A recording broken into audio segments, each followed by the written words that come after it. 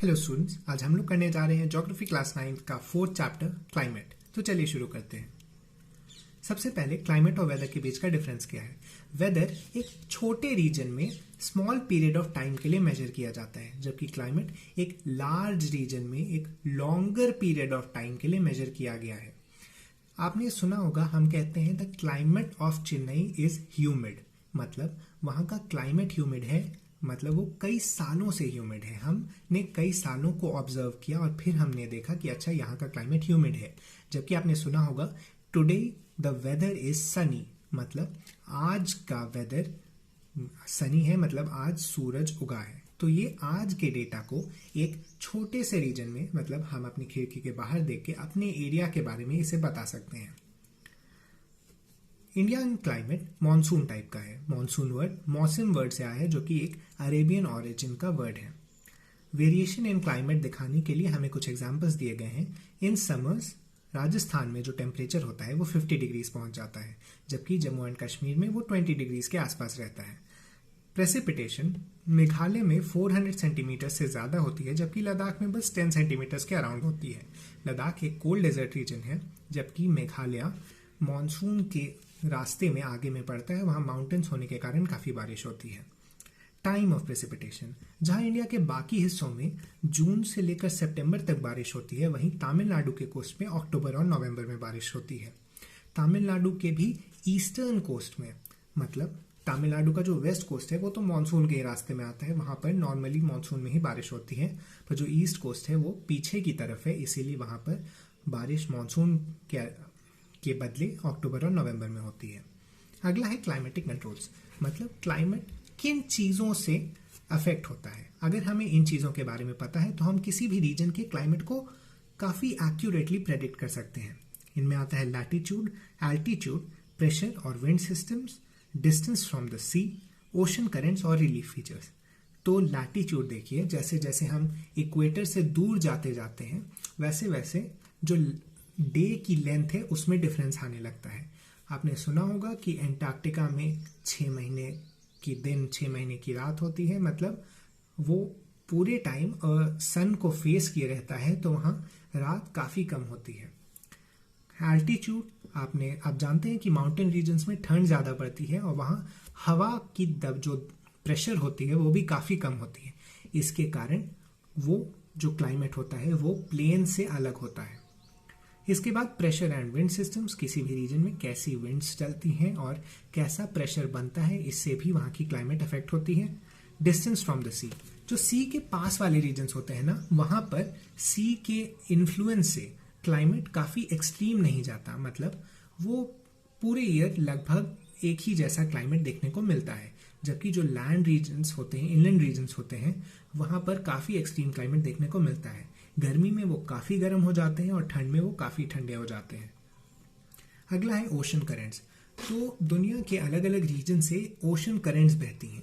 ये ocean currents गर्मी या ठंड का मौसम ला देती हैं कोस्टल रीजन्स में। अगला है रिलीफ फीचर्स, मतलब जैसे डेजर्ट रीजन्स की जो सॉइल वगैरह होती हैं वो भी सन से पड़ने वाली हीट को रिटेन बहुत अच्छे से कर लेती हैं, या जो माउंटेन रीजन्स की जो सॉइल होती हैं वहाँ पर पानी रिटेन नहीं हो पाता, तो वहाँ का जो क्लाइमेट होता है वो अलग होता है बाकी रीजन से। अब बात आती है इंडिया का क्लाइमेट को कौन कौन सी चीज़ें अफेक्ट करती हैं। सबसे पहला है लैटिट्यूड, एल्टीट्यूड और प्रेशर और विंड सिस्टम्स, मतलब जो वो 6 क्लाइमेटिक कंट्रोल्स थे उनमें ये 3 इंडिया के क्लाइमेट को मेजरली इफेक्ट करते हैं। प्रेशर एंड विंड सिस्टम्स को भी 3 पार्ट्स में डिवाइड किया गया है। प्रेशर और सरफेस विंड्स, अपर एयर सर्कुलेशन और वेस्टर्न साइक्लोनिक डिस्टर्बेंसेस और ट्रॉपिकल साइक्लोन्स। कोरियोलिस फोर्स, तो होता क्या है ना कि अर्थ के रोटेशन के कारण एक सेंट्रीफ्यूगल फोर्स बनता है, जिसके कारण विंड नॉर्दर्न हेमिस्फीयर में लेफ्ट की तरफ और सदर्न हेमिस्फीयर में राइट की तरफ घूम जाती है। तो सेंट्रीफ्यूगल फोर्स किसी भी चीज़ पर लगता है रोटेशन के कारण, वैसे ही जैसे अर्थ के रोटेशन के कारण ये सेंट्रीफ्यूगल फोर्स एटमॉस्फेयर पर लगता है। इसमें हम लोग देख सकते हैं जेट स्ट्रीम्स। तो जेट स्ट्रीम्स काफ़ी ऊपर बहती हैं, 12,000 मीटर्स के भी ऊपर। इनकी स्पीड गर्मियों में 110 किलोमीटर पर आवर और सर्दियों में 184 किलोमीटर पर आवर होती है। इसे हमने 2 पार्ट्स में डिवाइड किया है, सब ट्रॉपिकल वेस्टर्ली जेट स्ट्रीम्स और सब tropical easterly jet streams. Westerly jet streams summers को छोड़कर बाकी पूरे साल बहती हैं और ईस्टर्ली जेट स्ट्रीम्स सिर्फ समर में बहती हैं। Westerly jet streams 27 degree 30 minutes north मतलब हिमालयाज के थोड़े नीचे बहती हैं, जबकि easterly jet streams peninsular plateau में 14 डिग्री नॉर्थ के आसपास बहती हैं। जो वेस्टर्ली जेट स्ट्रीम्स है वही अपने साथ वेस्टर्न डिस्टर्बेंसेस लाती हैं। अगला है वेस्टर्न साइक्लोनिक डिस्टर्बेंसेस। ये मेडिटेरेनियन सी में ओरिजिनेट होता है। तो देखिए, ये मान लीजिए इंडिया है, ये अरेबियन कंट्रीज हैं, यहाँ यूरोप के पास मेडिटेरेनियन सी है, यहाँ से इमर्ज होकर ये विंड्स इंडिया की तरफ आती हैं। तो ये इंडिया के नॉर्थ और नॉर्थ वेस्ट के क्लाइमेट को काफ़ी इफेक्ट करती हैं। इन्हें महावट कहा जाता है और ये नॉर्थ वेस्टर्न इंडिया के वेदर को काफ़ी अफेक्ट करती हैं। अगला है tropical cyclones. Tropical cyclones bay of Bengal में देखने को मिलता है मॉनसून अक्टूबर और नवंबर के पीरियड में। इसके कारण आंध्र प्रदेश और ओडिशा के कोस्ट पर काफ़ी बारिश होती है और कभी कभी वो जो साइक्लोन्स आते हैं उनके कारण काफ़ी तबाही भी मच जाती है। अब फैक्टर्स अफेक्टिंग मानसून। हाँ, इंडिया के जो मानसून के कौन कौन से फैक्टर्स अफेक्ट करते हैं। सबसे पहला differential heating and cooling of land and सी।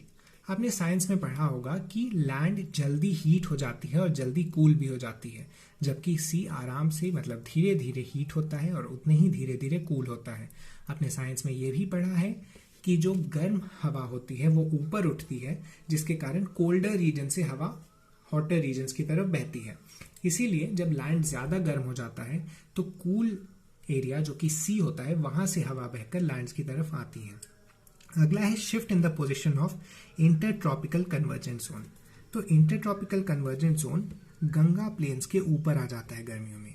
ये एक ऐसा रीजन आप समझ सकते हैं कि सन से आने वाली जो हीट होती है वो डायरेक्टली किस रीजन में पड़ रही होती है। आपने सुना होगा मकर संक्रांति पे हम लोग कहते हैं कि सन सदर्न हेमिस्फीयर से नॉर्दर्न हेमिस्फीयर की तरफ बढ़ रहा है। वैसे ही जब गर्मियों में ये गंगा प्लेन्स के ऊपर रहती है तो ये गंगा प्लेन्स वाले रीजन को काफ़ी हीट कर देती है, जिसके कारण नीचे जो सी से आने वाले विंड्स होते हैं वो और तेज़ी से आ पाते हैं। तो जहाँ पर गर्म हवा होती है या गर्म लैंड होता है वहाँ की प्रेशर काफ़ी कम हो जाती है। आपने पढ़ा होगा कि हाई प्रेशर से लो प्रेशर की तरफ विंड्स बहती हैं। अगला है high pressure area east of Madagascar. तो जो इंडिया का कोस्ट है ना, यहाँ पर मेडागास्कर है अफ्रीका के ठीक बगल में। यहाँ पर काफ़ी हाई प्रेशर क्रिएट हो जाता है। तो हाई प्रेशर से लो प्रेशर विंड बहती हैं। यहाँ हाई प्रेशर क्रिएट हो गया, जैसा मैंने आपको बताया गंगा प्लेन के ऊपर लो प्रेशर क्रिएट हो गया। तो विंड्स यहाँ से चलना शुरू होती हैं और बीच में जो सी पड़ती है वहाँ से पानी को ये लोग पिकअप कर लेता है और इंडिया पर आकर बारिश करवा देता है मानसून के रूप में। अगला है intense heating of the Tibetan plateau. तो आपने देखा है कि नॉर्दर्न प्लेन्स के ऊपर यहाँ पर तिब्बत का रीजन है। तो जब ये हीट हो जाता है काफ़ी ज़्यादा तो इन विंड्स को और एक रीजन मिल जाता है ऊपर की तरफ बहने का। मतलब हीट होने के कारण यहाँ भी एक लो प्रेशर जोन बन जाता है और हवा वहाँ की तरफ बढ़ने लगती है। अगला है movement of westerly jet streams to the north and easterly jet streams over the peninsular plateau. आपको मैंने बताया था कि वेस्टर्ली जेट स्ट्रीम समर्स में नहीं बहती है और ईस्टर्ली जेट स्ट्रीम समर्स में ही बहती है। पेनिनसुलर प्लेट्यू के ऊपर बहने के कारण ये उस रीजन में भी एक लो प्रेशर एरिया क्रिएट कर देती है और हवा उस तरफ बढ़ने लगती है। अगला हम लोग देखते हैं सदर्न ऑसिलेशन। तो होता क्या है, हर कुछ सालों में मानसून वीक हो जाता है। ये एक फिनोमिनन के कारण होता है जिसे हम एल नीनो कहते हैं। एल नीनो का मतलब होता है बेबी क्राइस्ट। ये वार्म ओशन करेंट्स बनने के कारण होता है पेरुवियन कोस्ट के पास। पेरू साउथ अमेरिका का एक कंट्री है। तो उस कोस्ट के पास जब वार्म करेंट्स बहने लगती हैं तो वहाँ की हवा भी लो प्रेशर वाली हो जाती है। तो जब पैसिफिक ओशन में एक लो प्रेशर जोन बन जाता है तो हवा इंडिया की तरफ बढ़ने के बदले पैसिफिक ओशन की तरफ बढ़ जाती है, जिसके कारण मानसून वीक हो जाता है। यहाँ पे आप देख सकते हैं low pressure region east Pacific में बनता है ईस्ट इंडियन ओशन से ज़्यादा। ये हर 2 से 5 साल में होता है। एल नीनो एक स्पेनिश वर्ड है। अब आपने देखा होगा मॉनसून की प्रेडिक्शंस कर दी जाती है मॉनसून के आने के पहले।